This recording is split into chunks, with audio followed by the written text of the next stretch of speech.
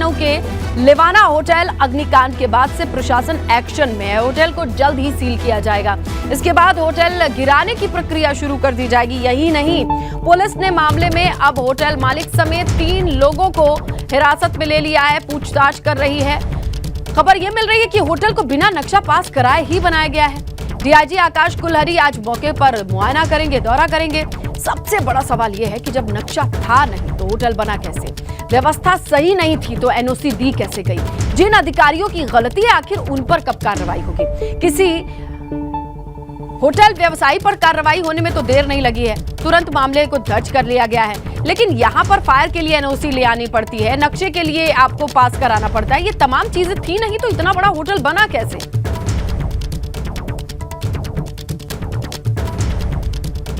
बार बार ये आपके हमारे जहन में ये सवाल क्यों ना गूंजे कि भाई बुलडोजर कब तक चलेगा और आखिर बुलडोजर चलाने की नौबत जिस वजह से आई है वहां तक कब पहुंचेंगे? देखिए, क्योंकि ये हमारे आपके सामने है कि नक्शा पास नहीं कराया गया था और ये होटल बनाया गया, ये बड़ी जानकारी है।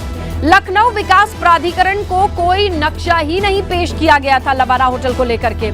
और देखिए, 26 मई 2022 को जोनल अधिकारी की तरफ से नोटिस दिया गया था। 26 मई 2022 की बात है।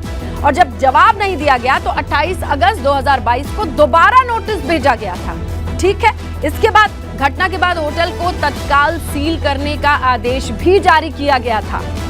और आगे की कहानी यह है कि कानूनी कार्रवाई पूरी नहीं करते हुए होटल को ध्वस्त करने का आदेश तो दे दिया गया था। होटल मालिक के साथ मिली भगत करने वाले ऑफिसर्स पर भी कार्रवाई होगी, ये जानकारी आ रही है। दोषी अधिकारियों और कर्मचारियों की पहचान के बाद एक्शन होगा। लेकिन सोचिए ना कि अगर उसी वक्त इसे सील कर दिया गया होता तो जिंदगियां बच गई होती। जो मंजर देखा हमने तबाही का वो नहीं देखते। तो कुल मिलाकर के इस पूरे बुलेट पॉइंट्स के बाद बड़ी खबर यह है, लखनऊ से लेवाना अग्निकांड के आरोपियों की कोर्ट में पेशी होगी। इस मामले में रोहित, राहुल और होटल के जीएम की गिरफ्तारी हो चुकी है। तीनों को गिरफ्तार करके रात भर पुलिस लाइन में रखा गया है।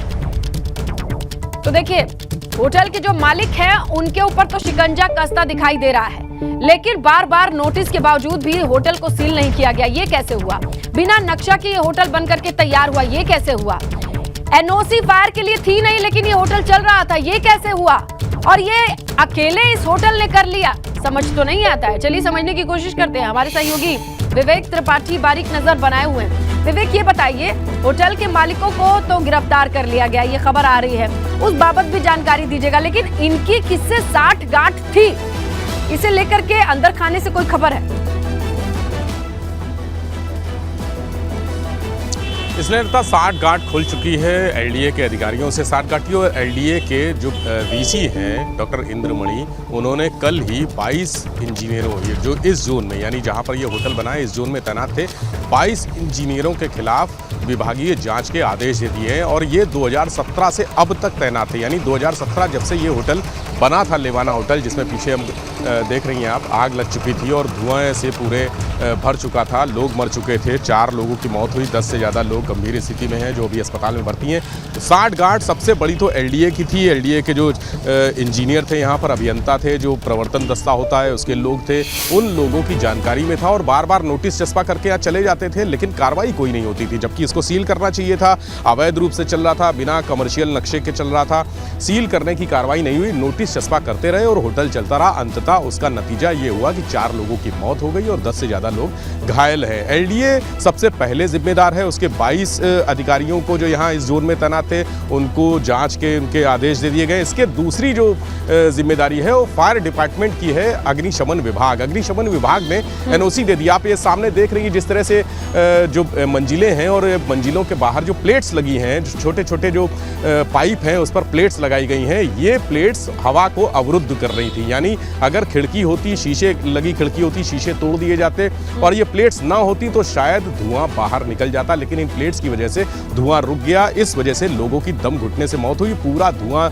जो गाढ़ा भारी धुआं जिसको बोलते हैं, वो अंदर भरा रहा और लोग दम घुटता रहा उनके खिलाफ भी कार्रवाई होगी। और डीआईजी जो फायर विभाग के हैं उन्होंने भी इसकी जांच के आदेश दिए हैं। तो फायर विभाग के भी लोग फंसेंगे, इसके अलावा बिजली विभाग के लोग फंसेंगे। यहाँ पर 250 किलोवाट के कनेक्शन थे और उस कनेक्शन को कैसे दिया गया जब ये कमर्शियल नक्शा इसका पास नहीं था, तो आखिर 250 किलोवाट का कमर्शियल कनेक्शन कैसे दे दिया गया, इसमें बिजली विभाग के अधिकारियों की भी शामत आएगी। उस समय कौन कौन लोग तैनात थे, उन्होंने कैसे कनेक्शन दिया, क्या सुविधा शुल्क लेके दिया या फिर कोई और ऑब्लिगेशन उनके ऊपर था, ये सारी जानकारियां आज स्पष्ट हो जाएंगी कि कौन कौन से लोग थे। लेकिन अक्सर देखा जाता है विवेक कि ऐसे मामलों में इंजीनियर जो थोड़े लेवल नीचे हो या मीडियम हो उन पर कार्रवाई की गाज गिरा दी जाती है, लेकिन क्या उनके बॉस जो होते हैं उस वक्त डिपार्टमेंट का जिनके ऊपर जिम्मेदारी महकमा जिनके कंधों पे होता है उन तक भी हाथ पहुंचेगी, ये जांच की आंच पहुंचेगी या नहीं,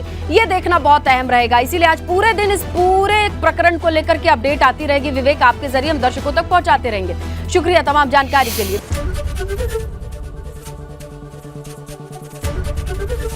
एबीपी गंगा, खबर आपकी, जुबान आपकी।